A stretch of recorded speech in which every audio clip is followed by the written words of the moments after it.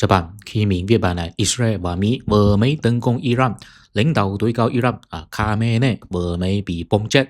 Mình chưa biết lãnh đạo tối cao Mỹ là ai, chính quyền đã bị lật đổ hay không.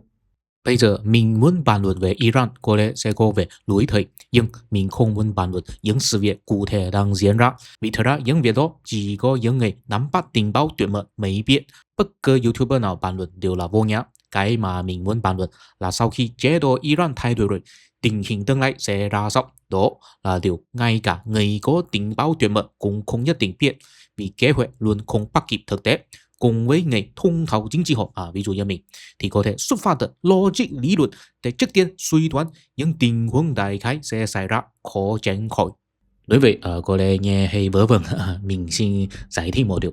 Xã hội loài người có nhiều yếu tố mang tính cấu trúc, chúng ít nhiều sẽ hạn chế, thậm chí định hơn hành động của con người, dù con người muốn hay không. Vì vậy, biết được những cấu trúc tương ứng thì có thể dự đoán được hành động của con người. Ví dụ biết được cấu trúc kinh tế của một nước thì có thể dự đoán được hướng phát triển kinh tế đại khái của nước đó. Nếu chế độ Iran thay đổi, bất cứ chế độ mấy nào mà người dân Iran thiết lập đều sẽ bị hạn chế và định hơn bởi cấu trúc xã hội của thời đại này.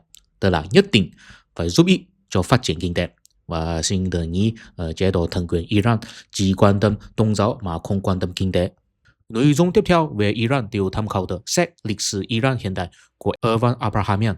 50 năm trước, người dân Iran kêu gọi cách mạng thực ra chủ yếu là vì bất mãn với khoảng cách giàu nghèo ngày càng nghiêm trọng dưới sự thống trị của nhà vua Iran. Và sau khi họ lật đổ chế độ nhà vua rồi, lựa chọn thiết lập chế độ thần quyền cũng là vì trước đây tinh hoa tôn giáo là nhóm người lên tiếng lớn nhất về bất bình đẳng và sự nghèo khổ của dân chúng.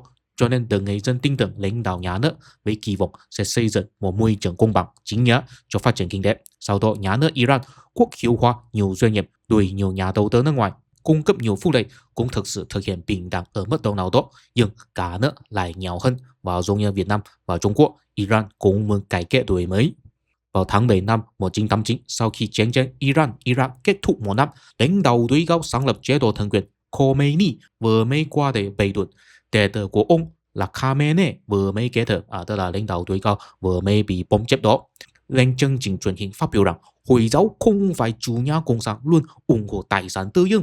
Một tín đồ Hồi giáo biết kinh doanh trở nên giàu có cuộc sống xa xỉ là được thượng đế ban phụ. Tổng thống Rafsanjani tuyên bố rằng cách mạng sẽ chuyển hướng sang phát triển kinh tế và làm dân tộc thịnh vượng.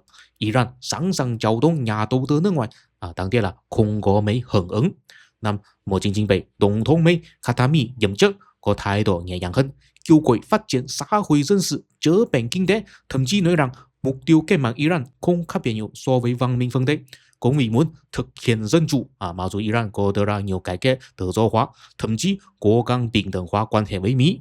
Nhưng vào tháng 1 năm 2002, Tổng thống Mỹ Bush phát biểu rằng Iran cùng với Iraq và Triều Tiên là chủ ác quỷ. Điều đó khiến ông Khamenei nhận định Iran và Mỹ là không đối chạy chung. Từ đó, phe cải cách tự do ở Iran thất sống, phe bảo thủ dẫn dắt nhà nước. Cho đến bây giờ, chúng ta nhìn thấy một Iran vô cùng cứng rắn như vậy. Phát ngôn của Bush xảy ra trong khi Mỹ và Iran đang trên bàn đàm phán, cho nên cả Iran và Bộ Ngoại giao Mỹ đều thấy bất ngờ. Không biết tại sao Bush bỗng nhiên thay đổi lập trường, dù sao điều đó cũng khiến cải cách đổi mới của Iran trở nên vô vọng. Và mình khẳng định rằng nếu tiếp theo người Iran không xây dựng được một chế độ giúp ích cho phát triển kinh tế thì Iran sẽ cứ luẩn quẩn trong bất ổn.